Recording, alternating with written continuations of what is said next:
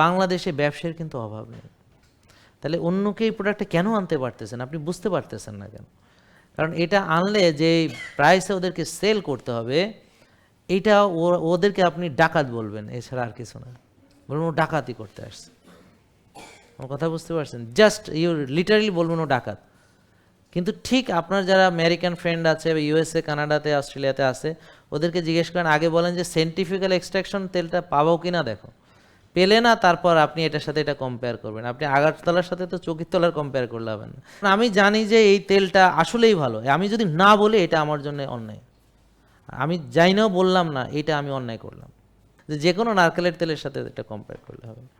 তা ঠিক এই প্রোডাক্টগুলো ভাই আমি খাই, আমার ফ্যামিলি খায়, এবং আমার যারা রুগীরা ভালো হয়েছে তারা এটা খেয়ে ভালো হয়েছে, তাই না বোন? সবাই এটা খেয়ে ভালো হয়েছে, আলহামদুলিল্লাহ।